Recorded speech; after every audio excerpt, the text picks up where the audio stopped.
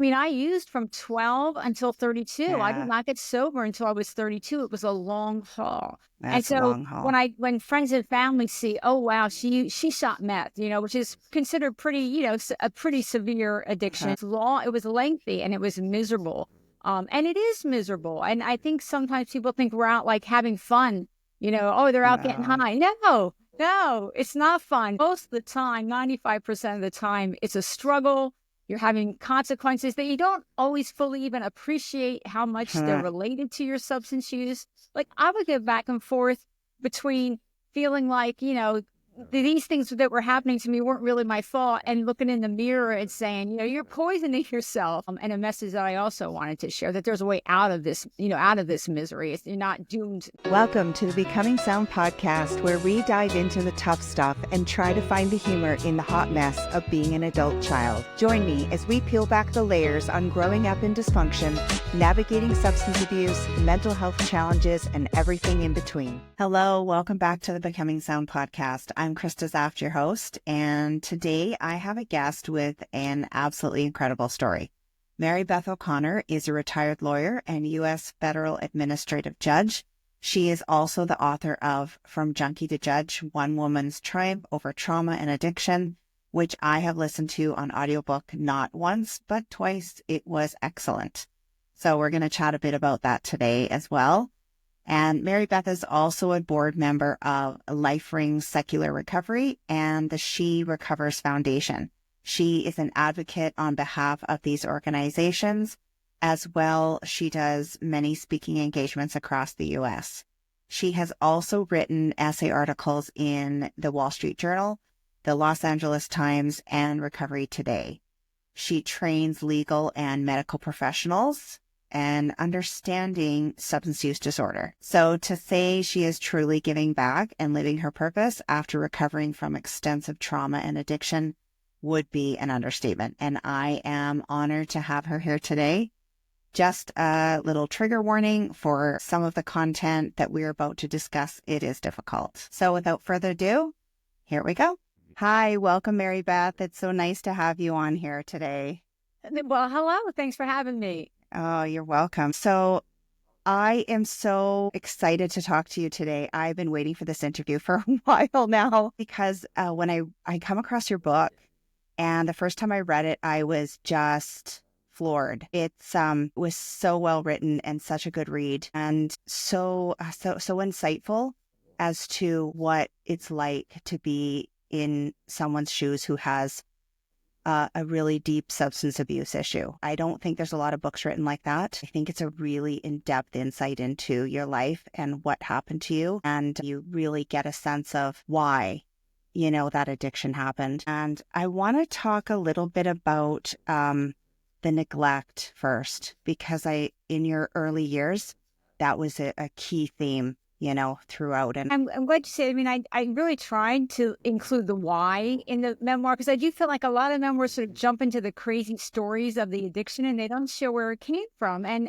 I think people underappreciate the connection between trauma and neglect and the odds of developing a substance use disorder, which is very high. yes. And you're right. I mean, I always knew that the violence was underneath my using, but it was really only in my recovery that I really appreciated that actually started before the worst of the violence. It started with not having a real bonded connection with my mother or any other parent. And so for me, I include my conception story in my book because things went amiss from the beginning, right? My mother's an unwed Irish Catholic, 19-year-old in 1961. And this was like a huge ordeal that my biological father wouldn't marry her and my grandparents wouldn't allow her to bring me home. And so there was this whole thing where she had to be sent away to Philadelphia to have me.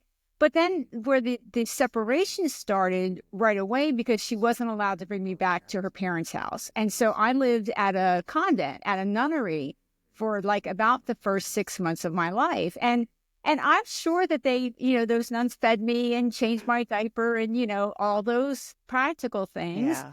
And maybe they played with me a little, I don't know. But even under my mother's version, she really visited me like maybe once or twice a week. It wasn't like she was there on a regular basis. And so right away, there was that lack of bonding. And then even when I lived with her, she just wasn't focused on me. She wasn't attuned to me. I mean, again, she fed me, she clothed me, and she was violent, although it was nowhere near as bad as what became later with my stepfather. But it was that she wasn't interested in me. She was very focused on herself, very focused on her pain, her needs, her disappointments. And so I knew from an early age that I was sort of on my own, and that created a lot of anxiety. And I remember soothing behaviors as far back as I can go. I mean, I remember being like 4 years old and developing sort of soothing techniques to help me get to sleep. So you're right. Neglect was really at the core. My husband's terminology, my husband says, when he met me, I reminded him of the monkeys that didn't get held when they were babies. Like there was that sort of psychology going on. Yeah, that's so funny you mentioned that, because I just had another interview with a psychologist, and she was quoting a study that had happened with monkeys, and when they were given the hard wire thing and with food, and the one without, the soft plush, they actually chose the one without. I mean, yeah, there's a lot of science behind that, and the bonding that mother and child do in early childhood, when, in infancy.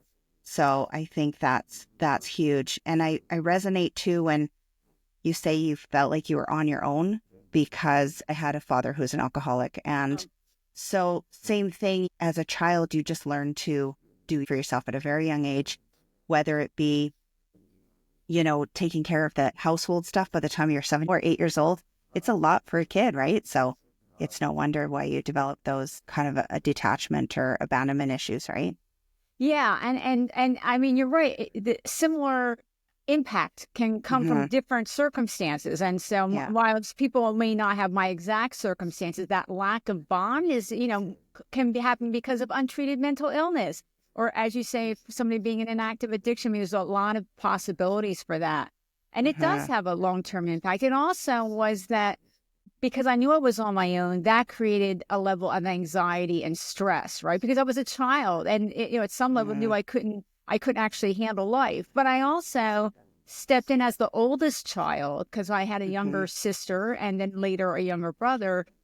I also tried to sort of manage the chaos of the adults around me, and that's a lot of pressure. And also, I did develop some techniques that helped to a degree, but I could not resolve it or eliminate, their behaviors. The best I could do was sometimes, make it less likely to happen or less frequent, or less intense. But that was sort of the limit of my powers. And that was a lot of pressure. That's a lot of pressure as a child. And it sounds like similar to you. You're trying to do adult things when you're a child, and that has an impact. Yeah, I was firstborn too. So same thing, a little bit of parentification going on.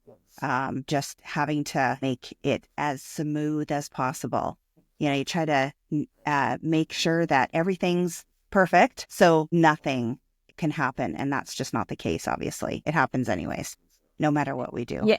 Yes. And when we moved in with my stepfather when I was 9, who was, much more violent than my mother. I mean, he was very violent with her and physically and sexually violent with me. And at first, I did try to figure out sort of, what are the new rules of this house? Like at first I tried to accommodate it. Like he had a thing about us being barefoot in the house. All right. I can deal with wearing, slippers in the house or flip-flops or whatever. But gradually I realized, but it's not that simple. It's not like learn the new rules. The rules are constantly changing. It really depends on what his mood is. You could do the same thing 10 times and it's no problem. And on the 11th time, it's like the worst crime anybody ever committed. Yeah. And so at some points with him, I actually wasn't able to do best behavior. I started getting very angry and frustrated, and I would lash out, even if there was going to be a consequence. And it was sort of like, it was almost like I needed to stand up and say, I'm a person here, I'm a real person. And so I was at times not able to even do behavior in my own best interest, because I needed to assert myself in a certain way. And I was so angry and I was so frustrated and I was in so much pain. Yeah, no kidding. You talked a lot about being hypervigilant just in your own way, like having to take one dish at a time out of the dishwasher or whatever it was.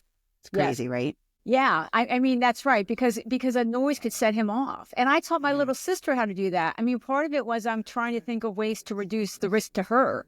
I developed a way that we could open the back door when we came home from school, so it didn't make any noise and it wouldn't wake him up. And you're just walking on eggshells all the time, and you never know when it's going to happen, because it wasn't as if somebody was getting beaten every day. I mean, there could be quiet periods. It just depended on what else was going on in his life and how happy he was with whatever else was going on in his life. And so, but you never knew, even if he was on good behavior, you can't trust it. You can't actually have an honest, I mean, you'll laugh if he makes a joke because that's in your own best interest, or maybe it really is funny, Yeah. but you're also always on edge. And there's an emotional price for that. And it's, and that's part of why drugs appeal to a lot of us with abuse histories, because they seem to offer relief that we haven't found any other way. Yeah, for sure. And how old were you when you started in your substance abuse? So I started with alcohol, which was very common in my day. And it was when I was 12, and it was Boone's Farm Strawberry Hill wine, which a lot of people know, right? Lots of people know. That very sweet one. I say my girlfriend and I were so young, we actually drank it out of Flintstone's glasses that used to have grape jelly in them. Like that was our level of sophistication. How ironic, hey? But it really caught my attention right away because I felt like my muscles relaxed, like I could take a deeper breath, like I was laughing and giggling in sort of a more openly joyful way than I remembered. And so that really caught my attention right away. Like, this is a pain reducer. This is a joy increaser. I got to have more of this. Yeah. Well, when you're operating at a level of cortisol in your body at that young, when you think about it now, it's too much for a kid for sure. So I remember reading in your book, or actually I listened to the audiobook, which is phenomenal. And I just encourage everyone to go out and get it, because whether you listen or you read it, it's so good. I remember hearing you say when the first time you ever shot up was you actually wondered if that's what happiness felt like. It broke my heart when I was listening to that. And it is really sad when you understand that as a child, you just never know that feeling. And you have to resort to something that actually gives you pleasure, right? Right. I mean, I had to sort of move from 12 and 16 was when I first snorted meth, and 17 was when I first shot it. But in between, I had like weed and pills and hallucinogens, and I like them, too. And I did a lot of them. But meth, it was just the right biochemical fit for me. It's interesting because I've always, as you can tell now, I've always been sort of a high energy, kind of, you think the opiates would have appealed to me to sort of mellow me out, but they didn't. Yeah. Now, meth does release more dopamine than any of the other drugs. I mean, it's like a dopamine, ocean of dopamine for you. And that it did feel like it was just, it gave me feelings that I'd never had at a very intense level and that I wanted to pursue. I mean, you could have put 10 drugs on the table and I would have picked meth every time once I had been exposed to it. And I did feel in the beginning, see, this is the trick of drugs, right? I mean, don't get me wrong. Most people use all the drugs in moderation. Most people that were using meth around me used it once a month or, but for those of us who develop a problem, the thing is, in the beginning, the drugs seem to work. In the beginning, they seem to help. They seem to tamp down the pain, sort of numb you out, create an emotional distance, from the pain, but also make you feel happy. You're laughing with your friends. You're staying up for 3 days with your buddies, having weird conversations, weirder as the days go by. But in the beginning, it seems like it's working. And that's part of how the repetitive use starts. And then at some point, you use the drug, even though it's not working in the way it did in the beginning, and even though you're starting to accrue negative consequences. And that's that somebody's got a substance use disorder, which today is, the modern name for addiction. And so there's that differential. It's you don't get the same benefits later that you got in the beginning, but now you've got a brain disorder from using the drug so much, and you continue to use it despite negative consequences. Those of us who continue to use it despite negative consequences. Yeah, exactly. And then I think it just escalates. I have a son who went through a 10-year addiction, and it worked for him. because he was ADHD. Mm-hmm. He had just a busy mind, and the drug that he used just brought everything into focus, he said. And so it's medicine, it's a way to deal with all the stuff you got underneath. And then it got to a point where something was seriously wrong, and you end up either on death's door, or, you're arrested or whatever. Well, I will say that that's true for those of us that develop a very severe addiction. But, today they recognize that, like all mental health conditions, you can have a mild, moderate, or severe version of substance use disorder. And the focus today is let's solve this problem at the mild or moderate level. Let's not wait until you get to the very severe level. But when I take the current modern test, the DSM test, I end up at the very severe end of that spectrum. And I got sober, which is good. And it sounds like your son did too. But he did, yes. Yeah. But I always want to make sure we don't give the old ideology that everybody has to hit some horrible bottom to get sober, because it's not true. A lot of people actually do resolve their substance problem more at the mild or especially the moderate level. And that's what we always want to encourage, because, the sooner you address it, the less destruction you created, the fewer years you've lost and all of that. Yeah, for sure. 100%. I couldn't agree more. When I was listening to the book, there were a lot of moments that triggered me. As a mom, I felt like I was watching a movie almost, because your writing was very visual, and I love that. But there was moments where I'm talking out loud to myself, like, don't get in the car. Don't get in the car.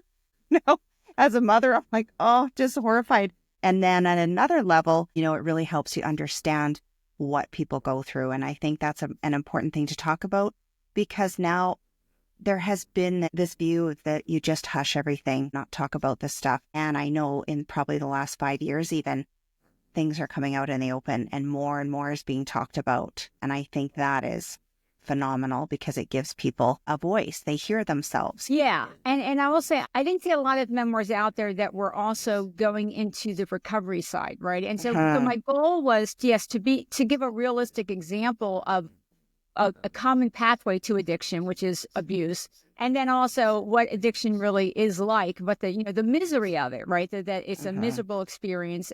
But then to go into the sort of, I do the first 3 years of recovery for the hopeful side. But it does help people.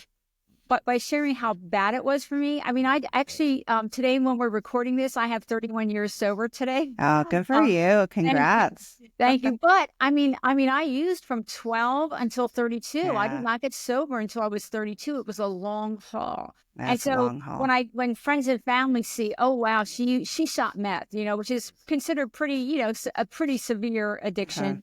And she didn't get sober till 32. And yet, look, she resolved her substance use. She resolved her trauma. She resolved her PTSD.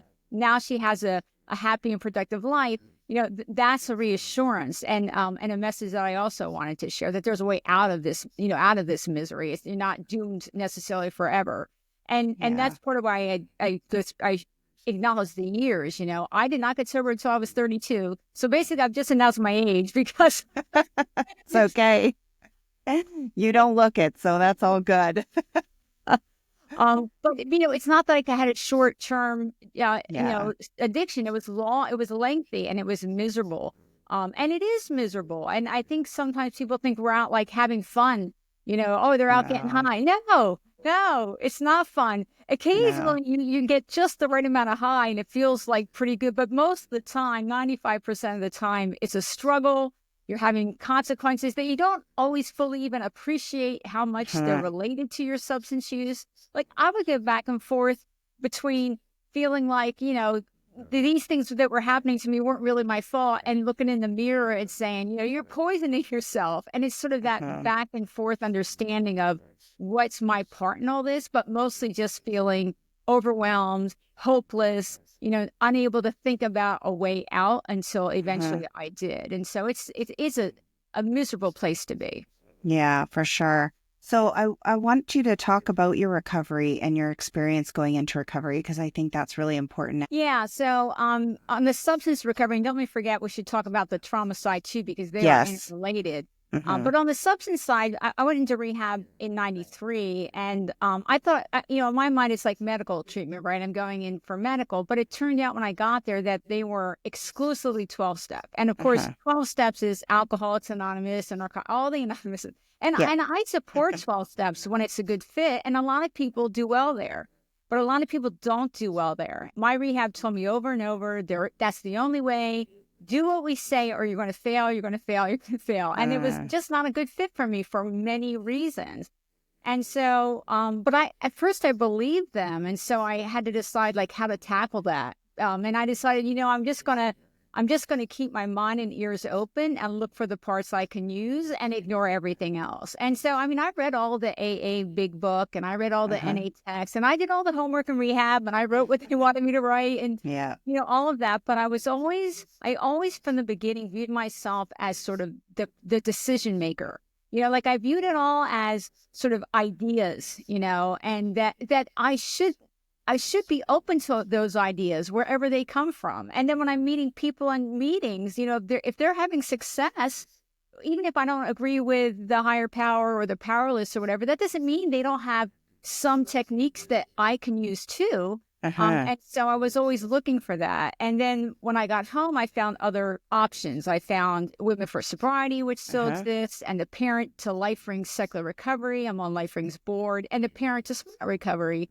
And so I read all those books and I went to all those meetings and I still filtered it out. And today Life Ring would call it a personal recovery plan or a self-empowered plan. And don't get me wrong, my techniques work for 12-step people too. Like I didn't do anything they couldn't use, but I did it all viewing myself as the person who was creating the plan, like that it was my job to be open to ideas that others had, and seeing models of success was helpful to me. It gave me some confidence that maybe I could succeed too, which I didn't have walking in the rooms. And so I was really putting it together like that, but also trying to be like realistic about what I could actually tackle, in the beginning. I had destroyed so much of my life. I could not fix it nearly as fast as I wanted to fix it. Well, that's never the way it happens, though, is it? That is not the way it happens. It's a journey of progress along the way. It's never happens all at once. We want it to in our head, but that's just not the way it works, right? That's right. And I made a list of like things I needed to work on. And even I couldn't even do step 1 on that whole list because it was too long. Like I had to prioritize. And so I just picked 5 things. I said, I'm going to focus on my sobriety, my trauma, mental health recovery, my relationship with my husband, because he was really ready to throw me out.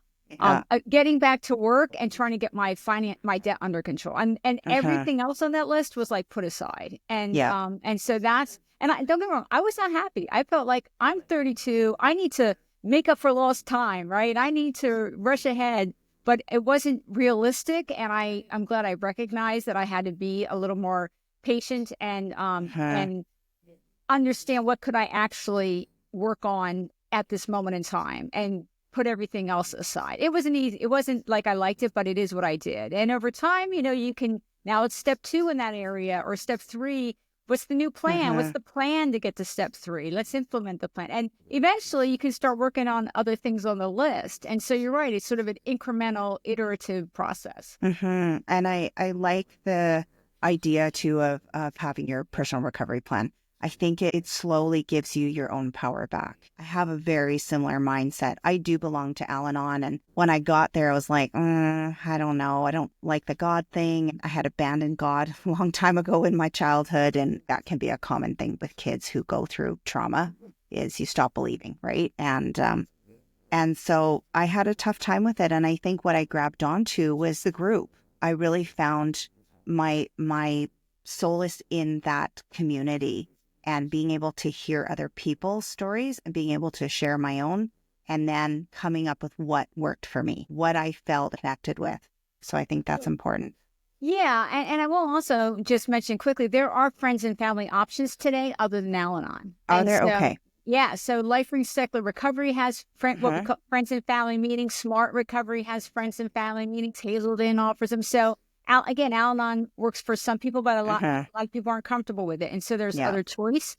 But no matter what rooms you're in, I do think it is helpful to view yourself as the decision maker. And I will say that the strategies that I used to bolster my sobriety foundation, they actually worked for everything, right? I mean, what was I doing? I was making a list of what I had to work on. I was prioritizing. I was setting goal number 1 in these 5 areas, plan number 1. Let's work for that. Now, goal number 2, plan. I mean, that sort of same strategy works for everything, really. And so It does. by doing it with my sobriety, it sort of made me feel more confident and more kind of competent to handle my life. And that helped me much more broadly than just with my sober recovery.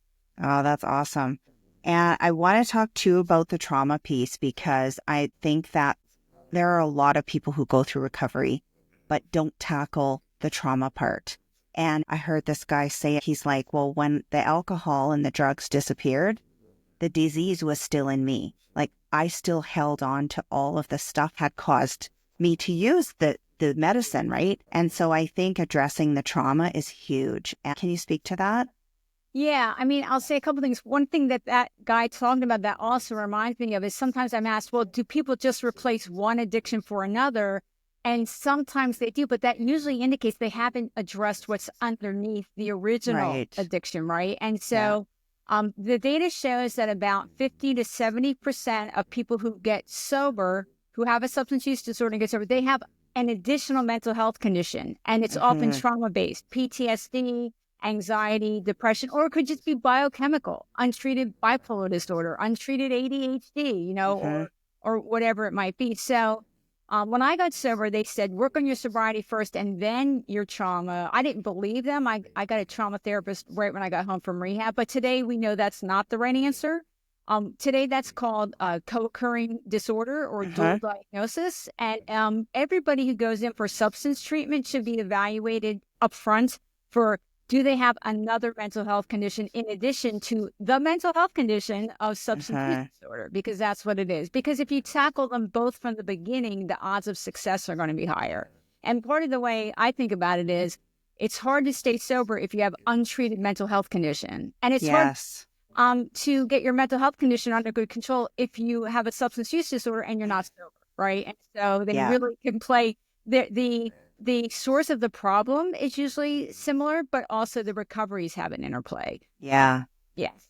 Yeah, 100%. I agree. And I think a lot of people carry all this stuff in their bodies too. It's not just what's going on in your mind. You don't realize how much trauma you store, and that can come up and slap you in the face. Also, in addition to Lifering, I'm on the board for She Recovers Foundation. And She Recovers isn't just substance recovery. It's trauma recovery, mental health recovery, other behavioral disorders like gambling or eating or overwork, perfectionism, which tend to be trauma-related often, right? Yes. And She Recovers offers trauma-informed yoga as part of the program that a lot of the women do. And we actually have dance. We have dance. Oh, nice. Because, there's that mind-body connection, right? And so that can be really important. And, of course, meditation and mindfulness is something a lot of people add to their recovery programs, especially if they have trauma or other mental health conditions. So there's a lot of ways to approach it. I will say, though, for the treatment facilities, first of all, unfortunately, in America, not everybody who needs treatment can get it. And because if you're not insured and you don't have cash, it can be impossible in some locations. But also, a lot of facilities will say they're co-occurring disorder or dual diagnosis, but they don't do a lot. And so when people evaluate treatment facilities, it's important to ask for specifics. How much individual therapy does my son get if he goes there? How much group therapy? Are you willing to prescribe medications for mental health treatment? Are you willing to prescribe medications for opiate use disorder or medications for alcohol use disorder? Because they exist. They don't exist for stimulants, but they do for alcohol and opiates. How many, what's the training of your counselors? Do they have a degree? Are they, actual therapists, or did they at least go through like, a year-long peer support specialist training, or do they have a 3-week certificate from somewhere? And so I know it can be hard to compare programs, but those are some of the things to think about, especially with dual diagnosis, is to make sure that it's not just a buzzword, but that they actually provide substantive treatment at an appropriate level, like individual therapy at least once a week. And they're willing to do medications if they're appropriate, that kind of thing. Yeah. Oh, yeah. That's so important. And I mean, when I was researching places too, it is well worth the time and effort put in to actually look for these things. So I'm really glad you brought that up.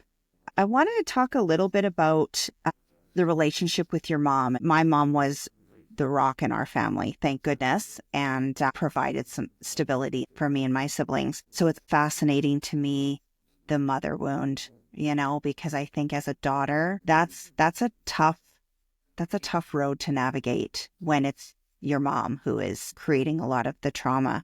And I think it was pretty tumultuous right up until she passed away, right? And so do you want to talk a little bit about how you navigated that in recovery more so?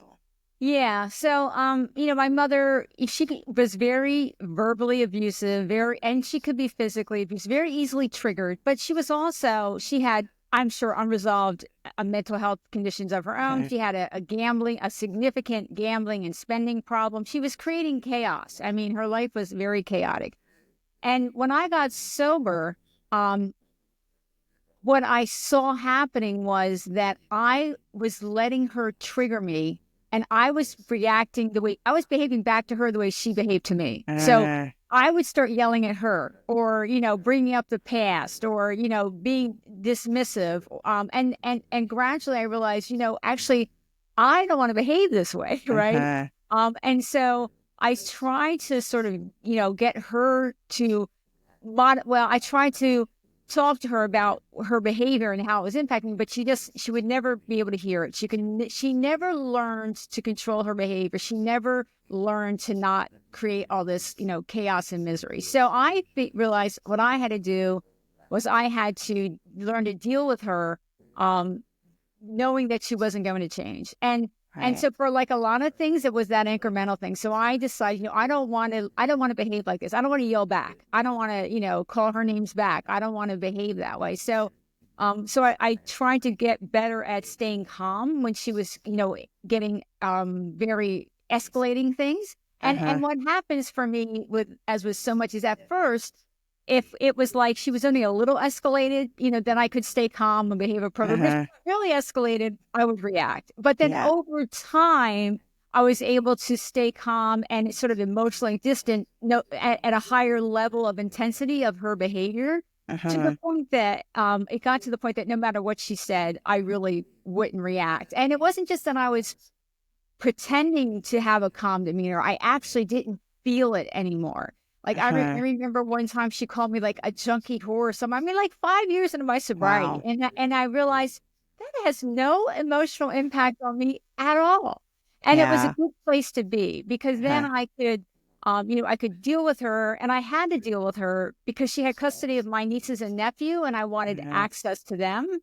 But I could interact with her and not pay the emotional penalty for it, Right. Now, it frustrated her. And at first, when I was calm, she pushed harder and harder because she wanted me to react and engage. But over time, it became less frequent. And it wasn't that I needed to distance from her because of her old behavior or what she had done to me in childhood. It was that it kept on going. She was still doing it. So that's when I had to learn. I paid for her to go to therapy. It didn't do any good. She lied to the therapist. Oh, dear. She would miss half the appointment, so I mean, I did what I could. But she's my mother. And even like at the end when she died, I mean, I was there. I went to where she lived. I was, help at hospice, making sure she had what she needed, sort of as my daughter obligation. But it was I was able to do it because I had gotten to a place where I was emotionally separated from her, and that was what I needed to do. It's not what we would wish in the ideal mother-daughter relationship, but that's the best I could do under the circumstances of who she was and how she behaved. Yeah. And I think that speaks to the growth in recovery and being able to just heal inside yourself, regardless of how other people act, because a lot of people still have those family members in their lives, whether they're in addiction or they're still abusive or whatever. And so I think that's huge growth when you can grow to the point where it really doesn't affect you. Yeah. Yes. And I don't really view it as forgiveness because I don't, really forgive, but I do think we have to learn how to release the pain of it and how to not let that person create new pain for our own best interest. It's part of our own healing. And it was a lot easier to deal with her when I needed to deal with her, knowing that I could handle her in that way. I didn't have to get all, scrunched up every time her name showed up on my cell phone or something, because I knew I could handle it. And it also helped me behave better with other people too, because I grew up, my mother was very aggressive if she was mad at somebody or if somebody didn't give her what she needed. And I learned that behavior, and I treated people that way in my early recovery. And I had to learn how, and I didn't want to, but it took time to get better. And so learning that with my mother also helped me behave better with other people in general. I was able to have better emotional control and not be triggered as easily. Yeah. Well, I mean, obviously that doesn't come overnight, especially when you grow up in the circumstances that you did. I was a massage therapist, and I used to laugh. People would come in and be like, well, I've had this knot here, can you just make it go away? And I'd be like, well, how long have you had it? They're like 12 years. And I'm like, okay, well, this isn't going to heal in this session. I can tell you that. And it's the same thing in life. It takes time. You've learned all of those coping mechanisms, all of that anger, all of that stuff in childhood, and you don't just reverse it all of a sudden, right? It does take time. And that's with everything. Everything takes time. So you have to be compassionate with yourself and find that level of healing where you can say it's okay to be not okay today, right? Yeah. And I will say, I do remember in the middle of that process, sometimes I could tell people were reacting to me because from their point of view, I was being, a bit aggressive, or my tone, I really took me a while to get my tone under control. My tone wasn't right. And part of me felt a little frustrated because I wanted to say, I'm so much better. You're screaming on the inside, like you're yelling on the inside. It's okay, but it comes out. I am so much better, but yet, at the same time, better and good are two different things, right? That's right. Yeah. I think I had the same issue with my controlling tone, and my control wasn't because I was trying to be mean. It was because I was trying to make everything okay and safe for everybody, even though it wasn't my job. But it took me a while to figure that out. But the tone that came out, my kids used to say, you're so intimidating. Like my friends are all intimidated by you. And I'm like, they are, but I'm really nice inside. So I can completely relate with that. I want to know, obviously school was your kind of safe space, right? You went to university and you were in addiction, and you did 4 years in university to start? I did 4 years I graduated from Berkeley, but I will say I was somewhat better. And so, but I was way worse than the people around me. It was just, for me, it was somewhat of an improvement. And I worked through college. I'm a working class girl. No one else in my family had ever graduated. So I was pretty disciplined, but in January of my senior year of college, I started using meth again on a regular basis after, several things had happened, a terrible, kidnapping and rape and a violent boyfriend. And then I spent 10 more years in it. But I had done better. I emphasize, better. Again, it's not the same as good. I had done better for the first couple of years of college, but then I went off the rails again. Yeah. And how long did it take you to get back to law school? Yeah. So I had actually been accepted to Berkeley Law right after college, but again, I started using meth again regularly in January. And by the time I got to law school in September, I was in no shape. No shape. I tried to do it for a while, but I couldn't get there. I would literally miss weeks at a time. How you had that dream where you've got a final, you just realize you had a final. I actually did that. I actually did that. So I went through because I knew I was never going to be able to finish. I gave back a top 10 law school because of my addiction. It was like an agonizing pain. And so I did not get back to law school, and I did eventually graduate from Berkeley Law. I went to law school for real. I wouldn't even say the second time, for real, 16 years later. Wow. Because I used for 10 more years, and then I was 6.5 years sober when I went to law school for real. So it was a big, I was 39 when I started law school and 6.5 years sober. Good for you. Good for you. And that is a true testament to it's never too late. Yeah. And you're capable of so much, no matter what age you're at. And then you became a federal judge. I think it was a administrative law.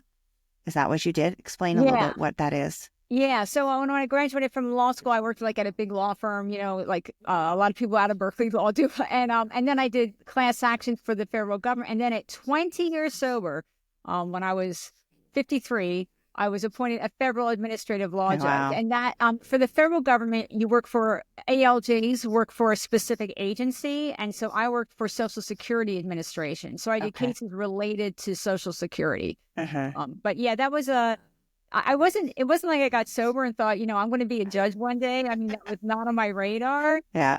When I got sober, I had that Berkeley degree in good grades, but I had 10 years of a horrible, embarrassing resume. I mean, I couldn't hold a job, and I was just working my way down the corporate ladder is how I phrase it. And so it was again that incremental thing, where am I going to start, and then what's the right second and third job, and then 20 years sober, I was appointed a federal judge, and then I took early retirement after 5.5 years, and started doing what I'm doing now. Yeah, So, good for you. Good for you. I love it that you do a lot of advocacy work and that you're on boards and that you really support this community and helping other people see their true worth and their potential and get clean and sober. It's such important work. I wouldn't honestly be doing this podcast or doing anything in this realm had it not been for addiction. My own father's, my son's.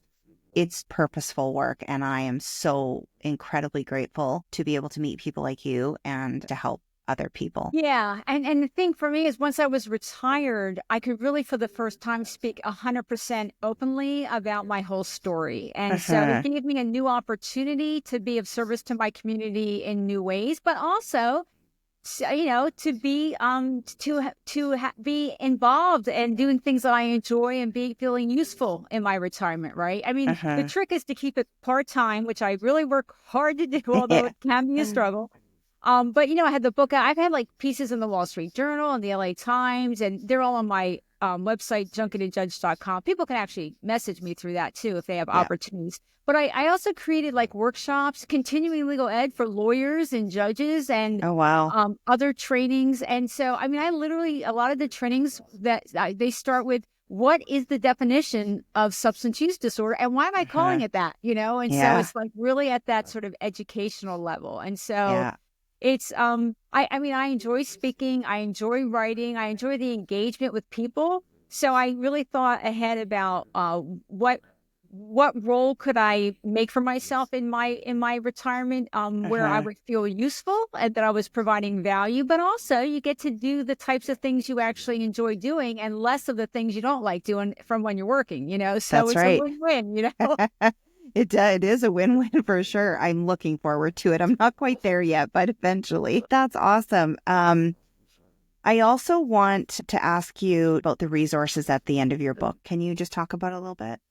Yeah, so I mean, at the back of the book, there's a guidelines and a recovery checklist section, and it's to help people think through things like in an early recovery plan. Like, for example, what type of treatment do you need? And of course, you can get professional guidance in that. If you find a therapist with special training in addiction, a doctor, or today what are called peer support specialists or recovery coaches, they can help you. And actually, I think SAMHSA, the Substance Abuse and Mental Health Services Administration, has a sort of a walkthrough on that. But it is things like, do I need to go inpatient? Not everybody does. Not everybody can. What are my options? Outpatient or the therapist or recovery coach, peer support groups.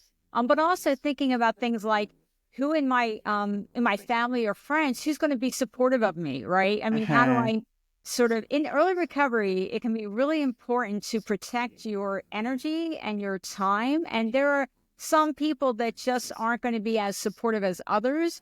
And so often we have to put those people aside, either sort of temporarily at least.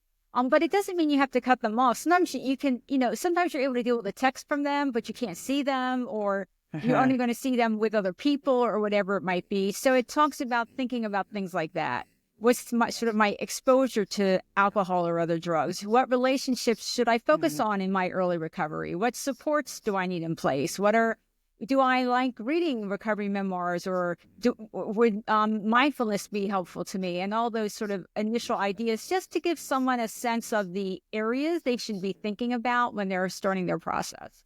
Yeah, that's so important. If there was one piece of advice from that that would be probably the most impactful to you, what would it have been? I would say a couple things of that. One is that don't set some artificial bar where I'm only going to start the recovery process when I'm 100% sure that I'm 100% committed to abstinence, let's say, because that is not how most of us enter recovery. When I went into rehab, I didn't actually believe I could get sober. It wasn't that I wanted to keep using. It was that I didn't think that was an option.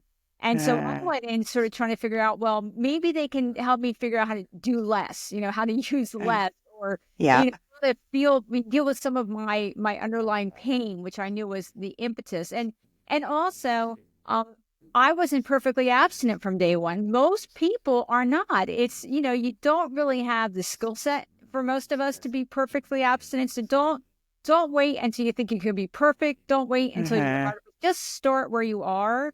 And even if it means you'll have you won't have the ideal perfection A, B, C, D, but, you might go back and forth. You're ambivalent. Some days you're sure, some days you're not.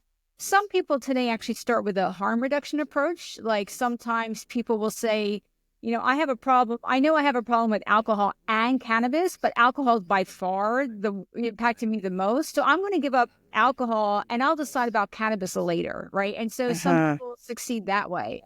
And so what I'm trying to say is don't feel like you have to fit in a certain mold, or that you have to be 100% sure or 100% ready to stop before you start the process. Most of us have an imperfect process, and yet in the end, we can still have great success. Exactly. Yeah. Give someone more hope then too, because it's like all or nothing with a lot of people who have addictions. And what prompted you to write the book?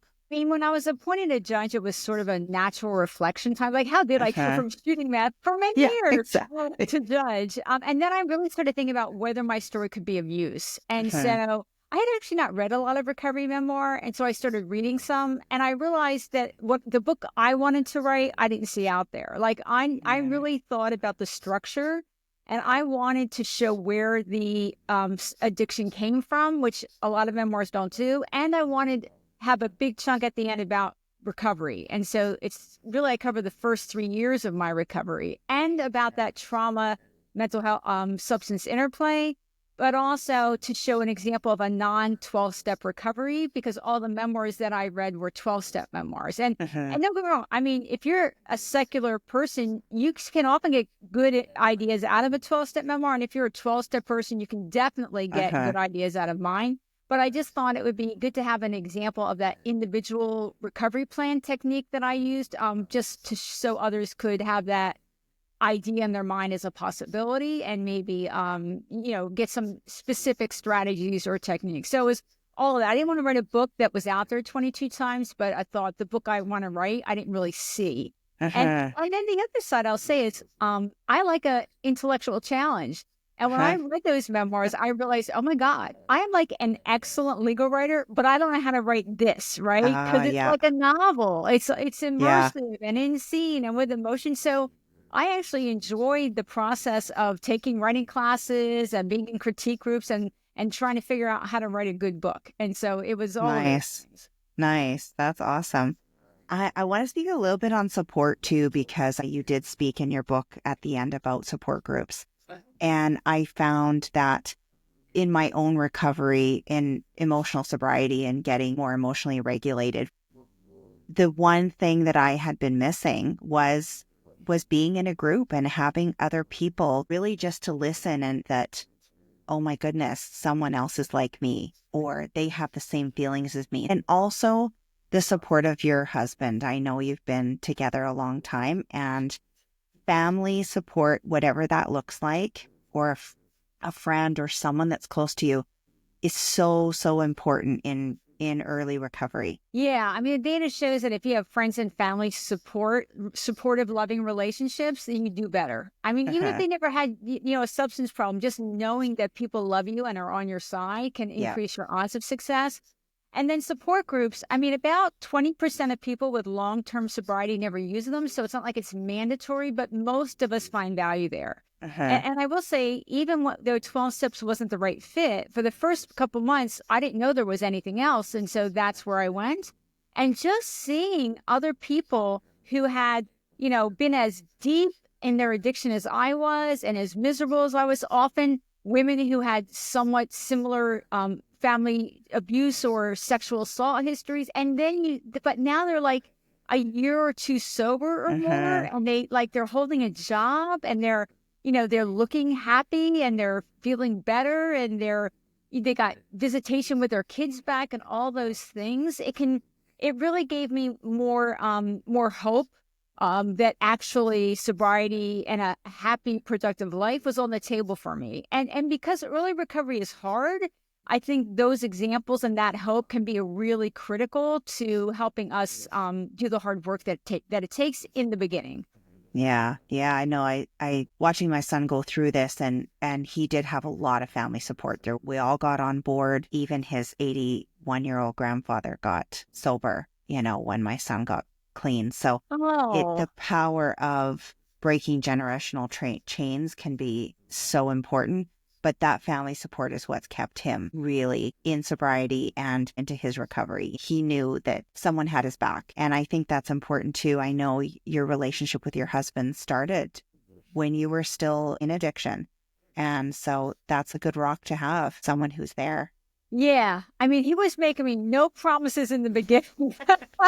But he had put up with it for years, and he was really at the end of his rope when I went, and which is one of the several reasons that I decided maybe I ought to go to rehab. But I mean, he let me come home from rehab, so I was living in a safe environment, and he sort of took a wait and see attitude. Is she actually going to get better? And then we did do a lot of couples counseling. I think about 2 years of couples counseling. Because we were both, had our frustrations and our anger, and we didn't really know how to communicate, Yeah. So that was important. But yeah, we are still together after all these years. Good for you.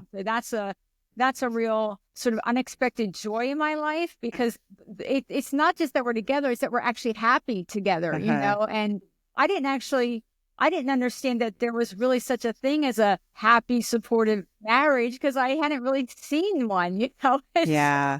It's a really unexpected joy to have that. It really is. That's beautiful. It is. It's true. And I think when you go through a lot of that together, you've seen each other in your pain and in your worst states, and it makes the happiness part, all of that's just so much richer. What do you got coming up? What's kind of in the future for you?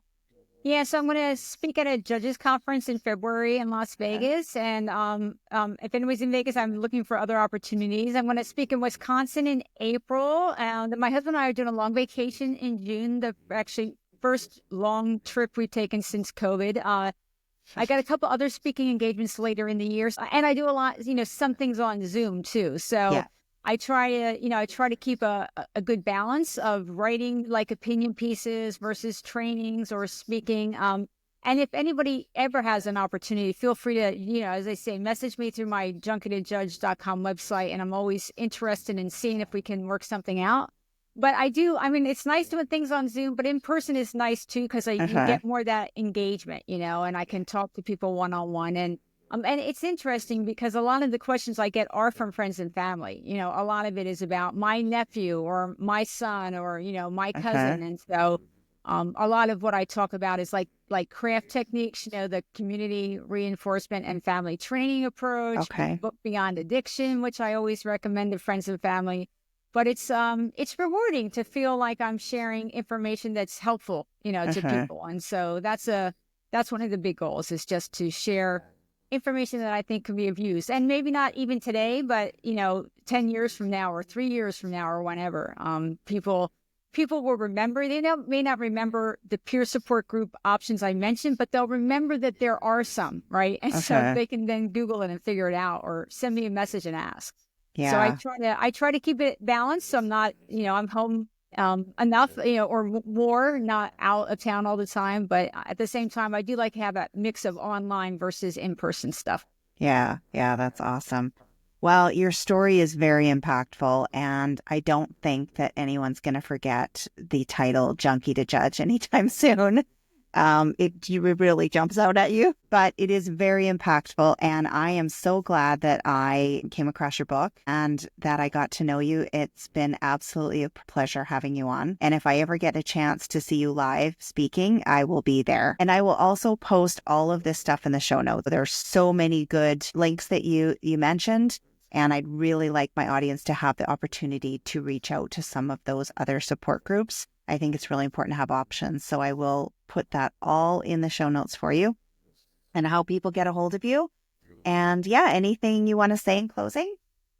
No, I mean, of course, the book is on From Junkie to Judge, One Woman's Triumph Over Trauma and Addiction on Amazon and all the usual sites. So there's always that. But yeah, I just hope, like you say, they may not remember Mary Beth O'Connor, but they will remember Junkie Judge. And you can Google me. I'm very Googleable at this point. If ever I can be of use in the future, that's sort of the goal, right? Is to be of use at this point. And I will say I really enjoyed our conversation. I appreciate you having me on very, very much. Thank you. Me too. It's been a pleasure. Thank you for joining me today on another episode of Becoming Sound. If this episode resonated with you in some way, please share it with someone you care about. And don't forget to hit the subscribe button. It helps to get this information out to more people who may need it. If you have a sec, I would love a follow on Apple Podcasts and Spotify. While you're there, hit the 5-star rating and give me a review.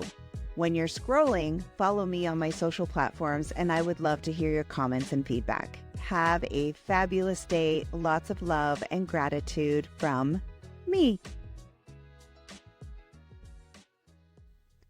Please note, the views, information, and opinions expressed during the Becoming Sound podcast series are solely those of the individuals involved. The content of this podcast is to educate, inform, and for entertainment purposes only. This podcast series and the content presented does not constitute for medical or other professional advice or services. If you are in crisis or in need of help, please contact your medical or professional provider.